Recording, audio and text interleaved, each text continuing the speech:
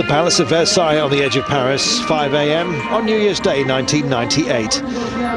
Here's the start time and place of the 20th edition of the Paris-Dakar Rally.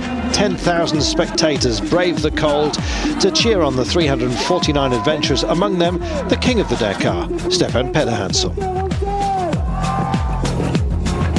Well, famous or unknown, each competitor was warmly applauded. Fireworks accentuated the occasion. Paris to Le Chart to Narbonne. Big liaison from Paris first of all, followed by an 11-kilometre special. Well, the beginning of another Dakar chapter.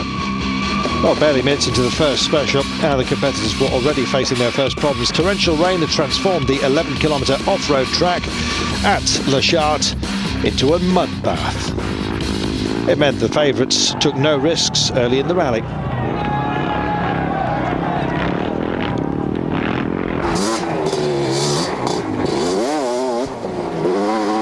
Well, without the favourites pushing it, that left the way clear for the amateur Honda rider Francois Flick to take the win on his XR400, much to the delight of the 68,000 spectators. Yep, you heard that right. Of the 115 cars entered, it was the 4 times winning Marque Mitsubishi who took the opportunity to re-exert their dominance with no Citroën once again. The 3 factory entrants once more took the top 3 spots. Bruno Sabi, the 93 winner, led the 3 home at Le Chart.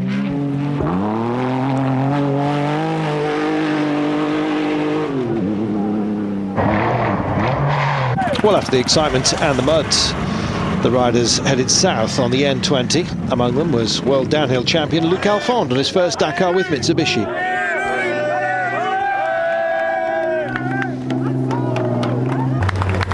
And the long suspension travel of the Pro Truck, would it prove useful? We weren't too sure just yet. So Narbonne to Granada, with a special of just 35 kilometres, and then a long liaison of 1125. Well, January 2nd and into the first main special at Château Latour, prestigious 35-kilometre special on the tracks through the French vineyards. And amongst the bikes was an armada of 10 KTMs, ranged against the 5-year domination of Yamaha and Pederhansel. KTM's top riders included Magnaldi, Sait, Meoni, Jordi Acarons, and the relative newcomers Juan Roma from Spain, Giovanni Sala from Italy.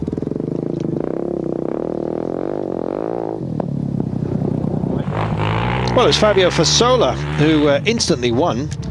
However, his glory was short-lived, and after the countback, it was Roma that was finally given the win. Worked that one out. Well, in the cars, Mitsubishi continued to dominate on the second day. Jean-Pierre Fontenay and Kenjiro Shinazuka falling, I should say, behind Bruno Sabi, who made it 2 out of 2. Sabi was delighted to be back on the roads he knew so well from his French rally days. Granada to Almeria then. Couple of specials on this day, one of 4 kilometres, one of 80. Final 2 specials before heading into North Africa.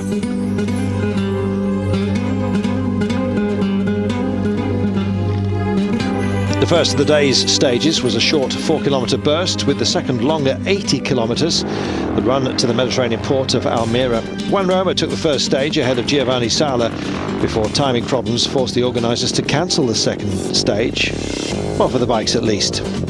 Timing problems, looks like mud problems.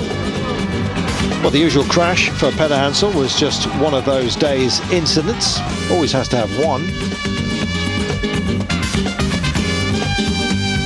It wasn't pleasant out there.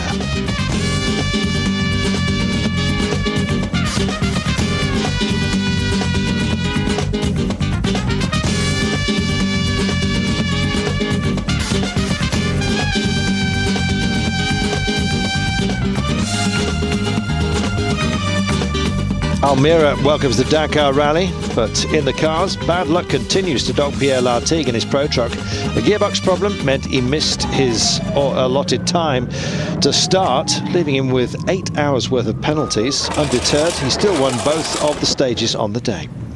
Well, just as the bikes had done, the four-wheelers took the chance to show off their skill to the crowd. And plenty had turned out, as you can see.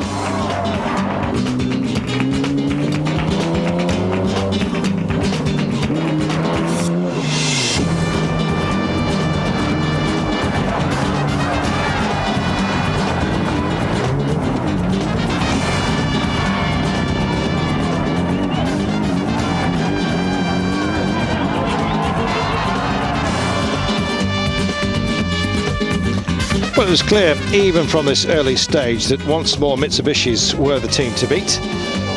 But infighting there was, with Sabi winning the day's first stage and Matsuoka taking second, not in the prototype Pajero, but in his Challenger with a vastly less powerful engine. Impressive.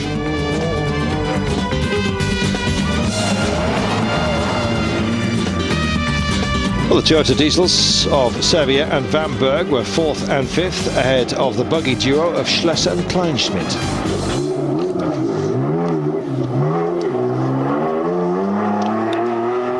So into the afternoon and evening, competitors arriving to take their places on the ferry to Morocco. A night at sea and a last chance either to rest or to party, depending on your age and, of course, your inclination. More after this break.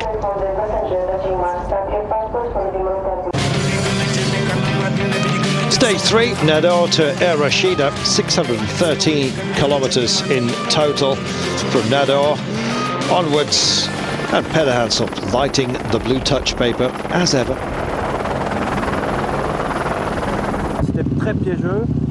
Lots of traps out there. Biggest difficulty was trying not to fall, basically, but I did fall. One time yesterday and one time today. My bike has gained a few more scratches, but that's okay.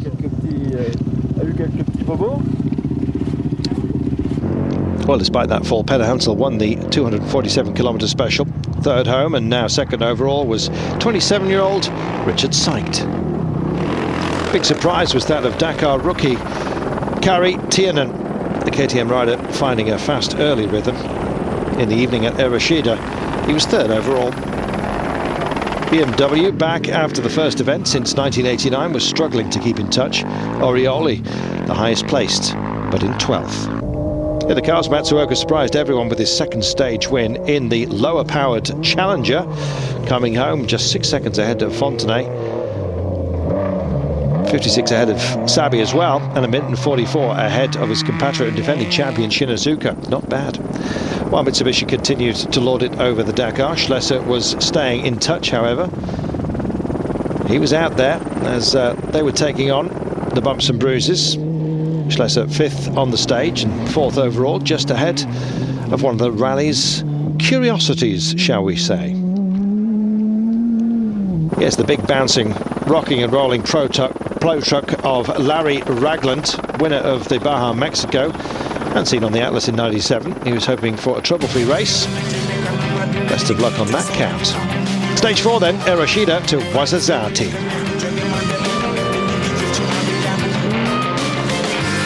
Yes, 344 kilometres of special and one of the finest stages in Morocco, running through the lower Atlas Mountains, and quite beautiful. Well, three bikes riding together suggested a navigation error. What normally would be a minor mistake cost Peder Hansel the lead. Peder Hansel finished 13th on the stage, but was 20 minutes down on the winner, Italian Fabrizio Mioni.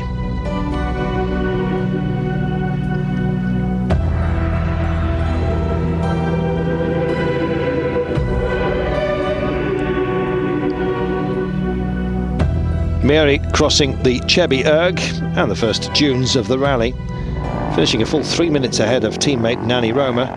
At Ouazzazate, KTM could celebrate their overall rally lead.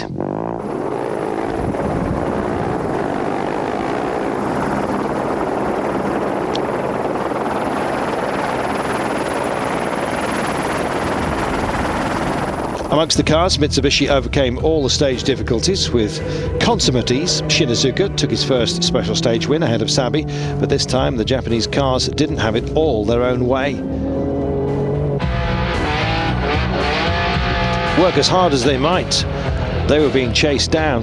And on the quicker sections, who else would it be but Schlesser in his two-wheel drive buggy. Yeah, Schlesser coming home for third place on this day. In the overall standings, Shinazuka remained 2 minutes 28 behind Sabi. Go, go, go, go! Let air out. Go, go, go! It won't go. The Pro Truck struggling in the dunes. Okay. Straight, straight. Well, more problems for the Pro Truck. Yes, Henry Pescarolo survived the dunes and then only in 20th place, whilst Regland lost 6 hours and 30 minutes. Wazadati to Samara was stage 6. Still in Morocco, Juan Roma moved ahead of Mioni to take the overall lead by 2 minutes and 30 seconds. But it was Peder Hansel who won the stage, and so began his fight back.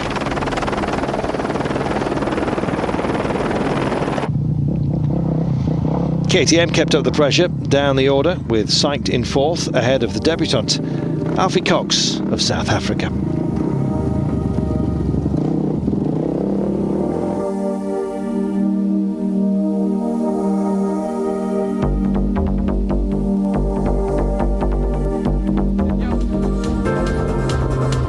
Well, one of the notable drivers on the stage was Le Mans legend Henry Pescarolo, 7th on the stage, and the only surviving Pro Truck. He still had problems though. With no windscreen, dust proved to be a major hassle for the Frenchman.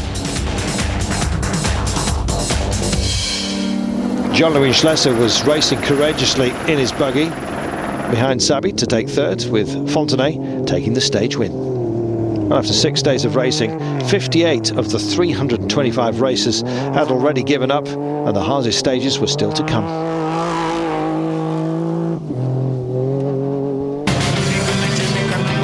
Stage 7, Samara to Zurat.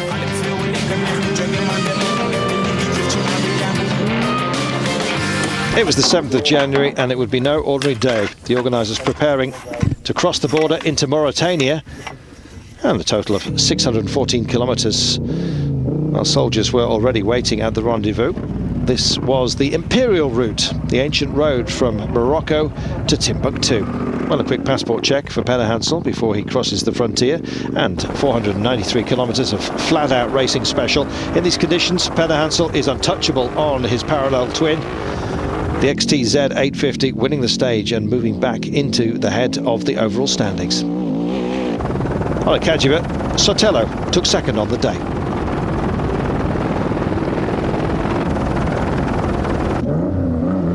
Mauritania, for many, signifies the real start of the Dakar, and the first such stage takes its toll.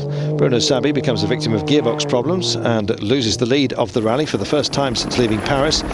That was profitable for Fontenay, though only 5 minutes covered the top 3 Mitsubishis at the day's end.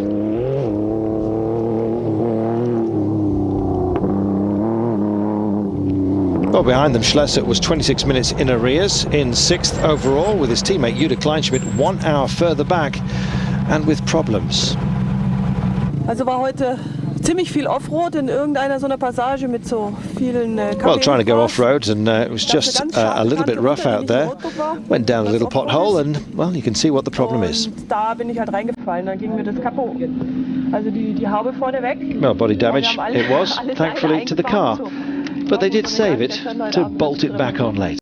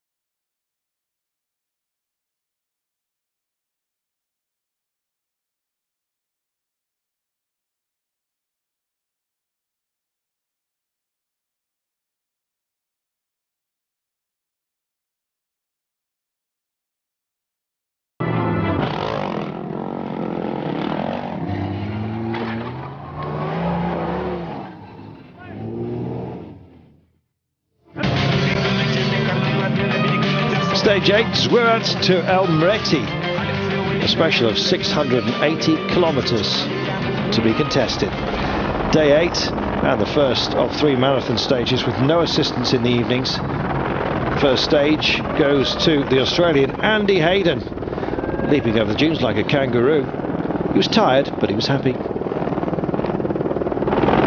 Oh, I loved it, yeah, great. I liked the scene, I liked the dunes. I had a good time, yeah, no problems. I think I buried my front wheel maybe twice, but I had no problems, had a good ride, yeah. Mitsubishi continued to win stage after stage in style. However, Fontenay did suffer a number of punctures, which seemed to be the only thing handicapping the Japanese team.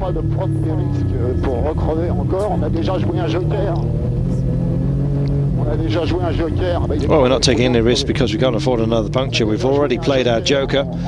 There's Bruno, and he's got a puncture as well. Well, with his Mitsubishi needing repairs, Sabi was passed by, well, Jutta Kleinschmidt, who was having a better day.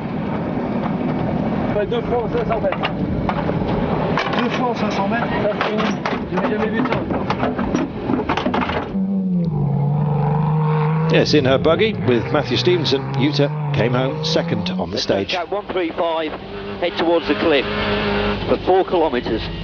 Into what? Heading towards the cliff.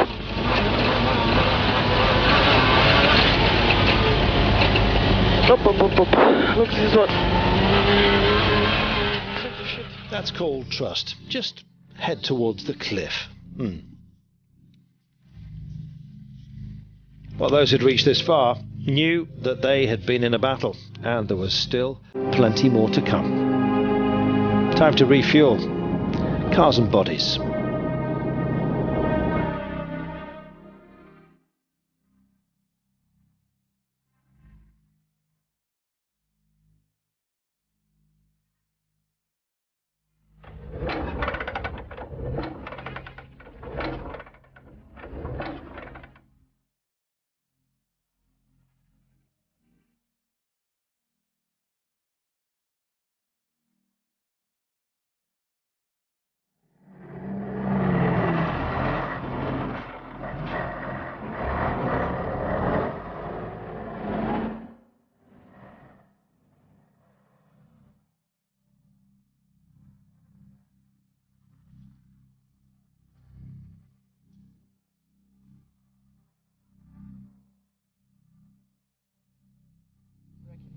We'll be back with more from Dakar 1998 after this break.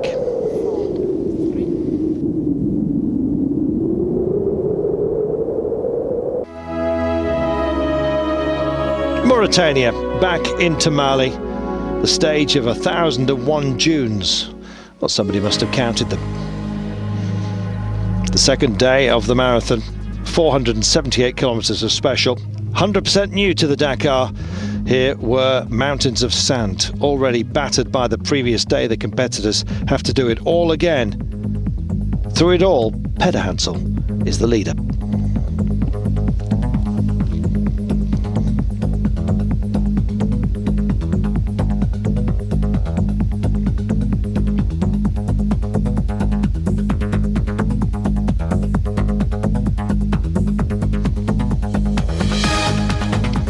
For the bikes, the decision came to stop the special at kilometre 269 after a neutralisation error at a fuel stop.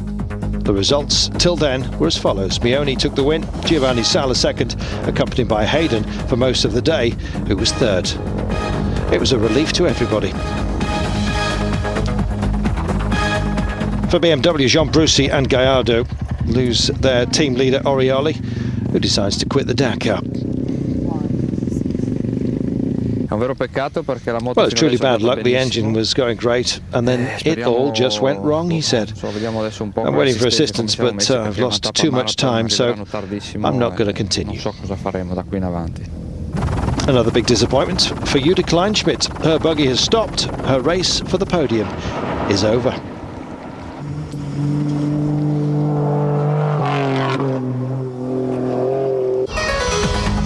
Avoiding all the pitfalls, Hiroshi Matsuoka takes a third stage victory on this Dakar. Behind him, Sabi, Fontenay and Shinazuka remained in the top 3 overall.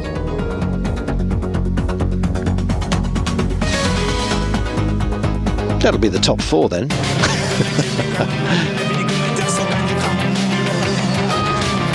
Dowdeni to Gao, and the word was wow when they saw the special of 806 kilometres. However, Oriol announced that because of an ambush just 10 kilometres from this point, where Crooks, he said, stole a Tatra, there were shots fired and 2 competitors only just made it back to the bivouac. Nobody was hurt, but for reasons of security, because it is such a long special of 806, we're all going together. Well, the Dakar almost under siege. With half the remaining competitors, potentially they would have been strung out over 1,000 kilometres. It was too dangerous to race it, so they all grouped together and they essentially just went on as a gang for safety reasons, safety in numbers. Well, it's the fairest decision, said this rider, and it's the same view for everybody. So the riders, after expecting hell on 2 wheels for 806 kilometres, got a freebie. So did the drivers. It was the halfway stage of the Dakar.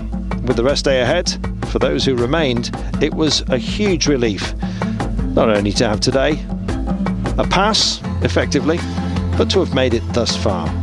Upon the arrival at Gao, there were just 88 bikes, 50 cars and 36 trucks remaining. After 10 days of racing, less than half the field were remaining. Gao then to Timbuktu, 411 kilometres of special.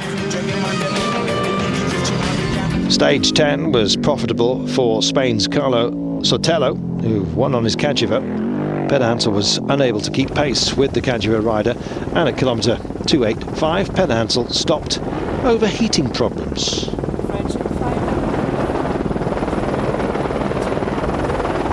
In the desert, problems with water, would you believe it? Yes, a water pump. It's giving me lots of trouble, he says. Hasn't been working properly.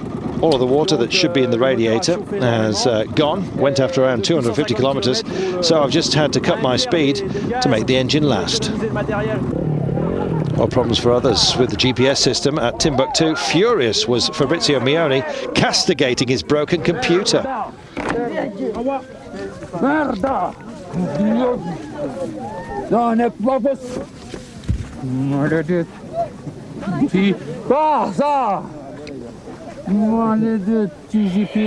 Well, it was too much for the local comedians, too much of a good opportunity to let pass by.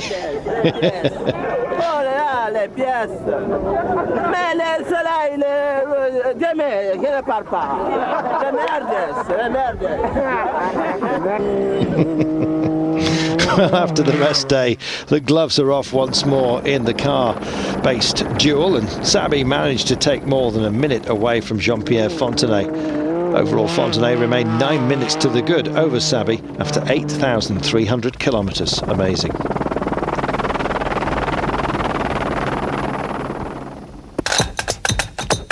Timbuktu to Neymar, 551 kilometres of racing special.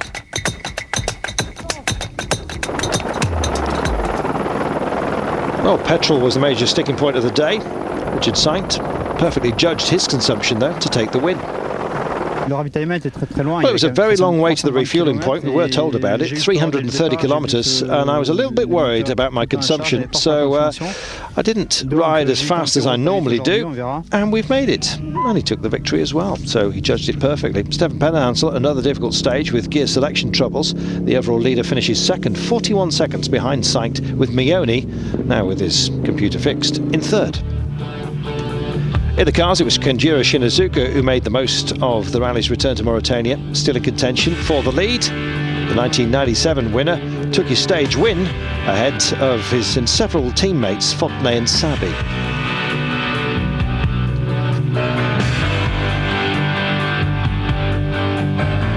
In a lunar landscape, the buggy of Jean-Louis Schlesser put on a marvellous show for the two-wheel drive vehicle, taking fourth on this rapid and twisty section where drivers can really show off their skill, and he did.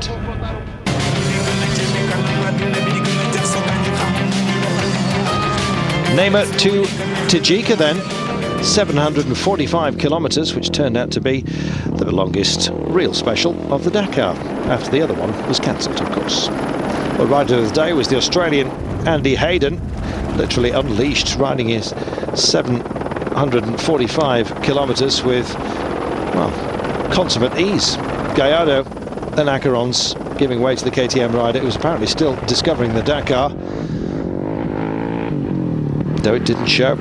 On the same stage, the novice Alfie Cox, winner of the Roof of Africa rally, was the second fastest. Triumph for the Southern Hemisphere then. Well, past the Elephant's Mountain, Sabi had problems with an overheating engine, so didn't dwell too much on the view. Lost 20 minutes and possibly the rally to Fontenay.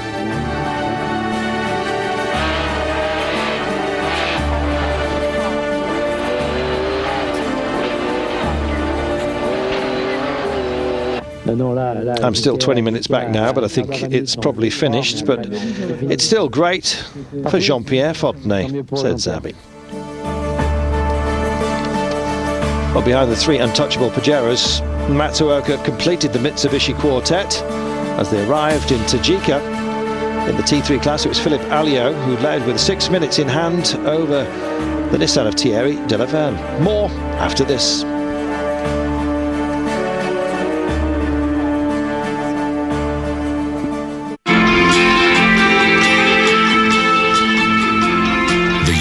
Figure Skating Championships from January 22nd, live on Eurosport.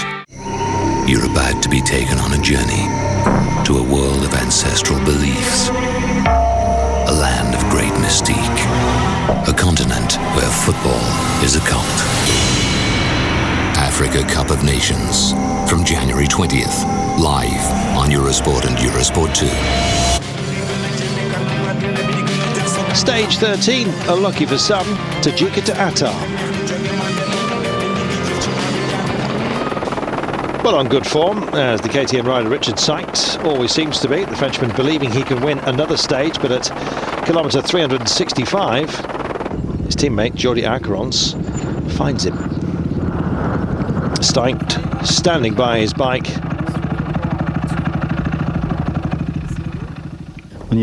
And he explained, well, the point where the shock absorber joins the rear of the frame is broken. There's nothing I can do. It's rubbing on the fuel tank and I can't ride with it like that. I've got a lot of dunes to go through today, so I think the rally is going to be without me tonight, he says.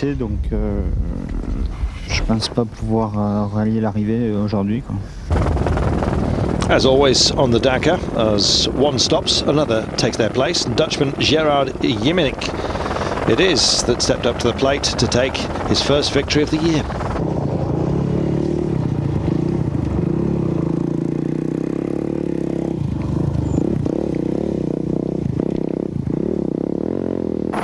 Ben Hansel chose to simply cover the moves of his closest rivals rather than go for stage wins. He was happy to protect his lead.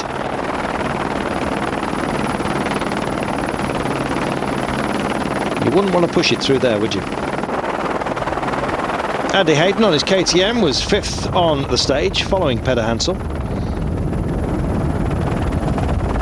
And it wasn't all fun and games for the Mitsubishis, but they still managed to work together and carried off yet another 1-2-3 on the stage, with Sabi the winner.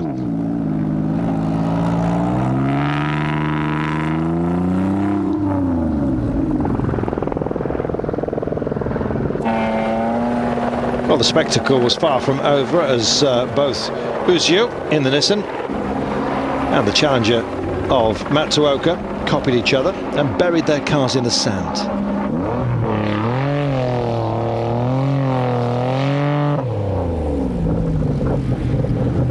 Elsewhere, Schlesser and his co-driver Anne Powles had other obstacles to contend with.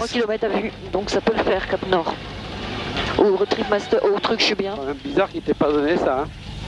Je suis un peu sceptique.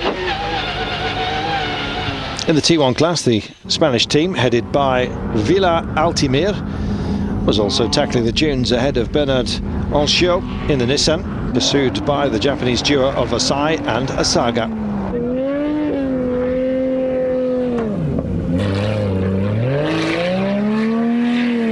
Two cars grinding against each other. Oh dear, drama personified.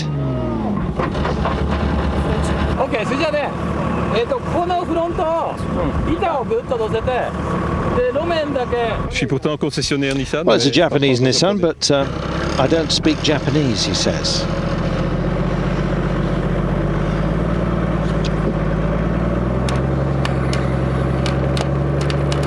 Oh dear.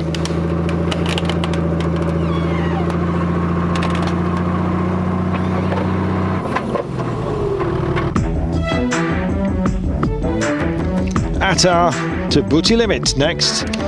456 kilometres of special today. Well, a third of the marathon stages was shortened by the organisers to 296 after violent sandstorms appeared overnight. This Dakar had been so tough, they had to be kind on occasion. Well, Stefan Pederhansel is navigating, and as always, everyone's just happy to follow him.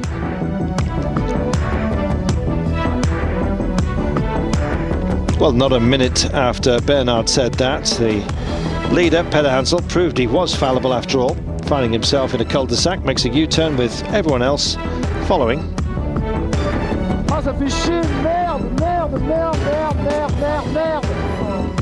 Not a lot of translation required there, I think. Well, I saw Stefan and all the others turning around. I saw a passage in the mountains and I decided to go myself. But I've fallen on the rocks and I've broken the swing arm on the bike. Only 1 kilometre in and I'm totally depressed, he says.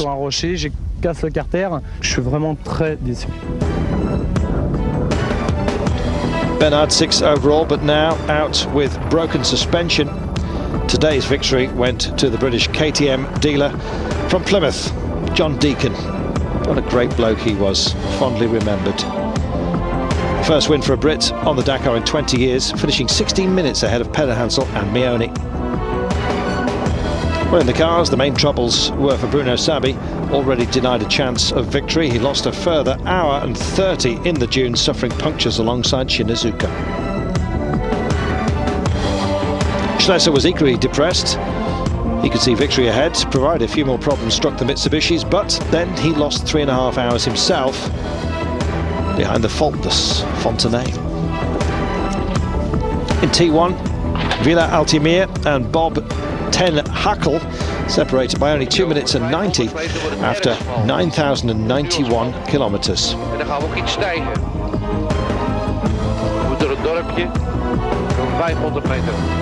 2 minutes and 19, absolutely nothing after such a distance. Amazing. So was the scenery.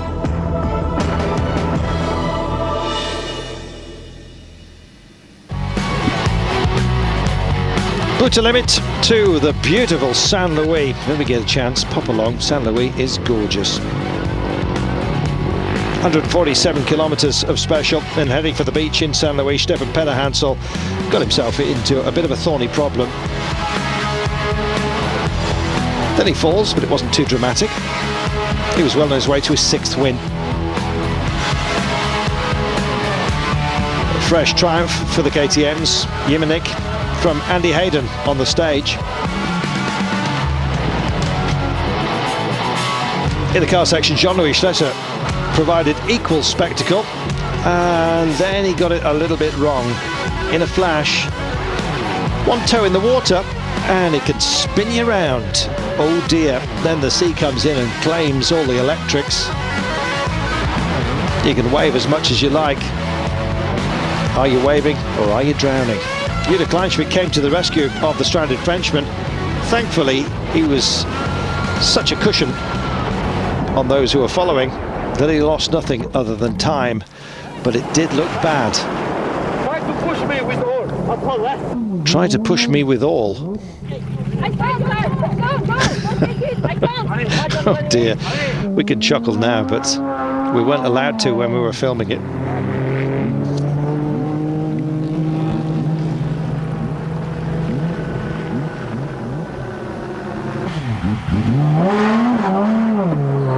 How did that one restart?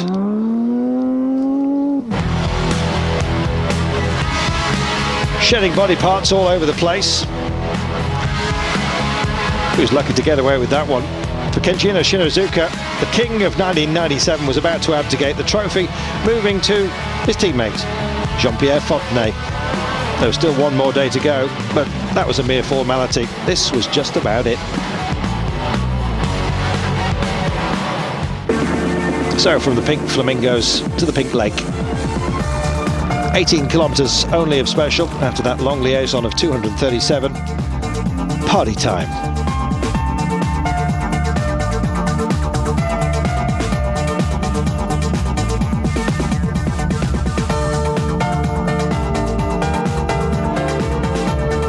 Well, to Spain, Jordi Acarons goes the honour of winning the final dash to the line ahead of Jimenick and von Zitzewitz.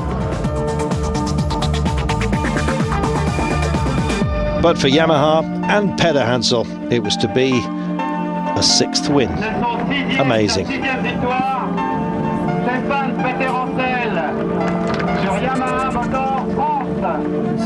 Well, I'd like to especially thank Yamaha France, he said.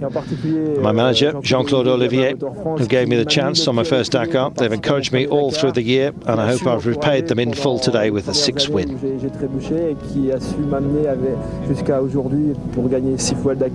Alongside him on the final podium, Mioni took 2nd and Hayden in 3rd on his debut. Amazing.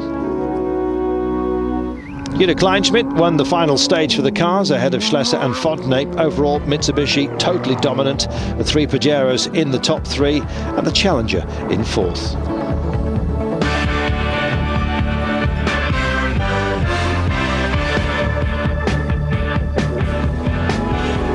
Well, that left the 5th win for Mitsubishi, beating both the 4 wins of Peugeot and Citroën, who picked up 4 apiece.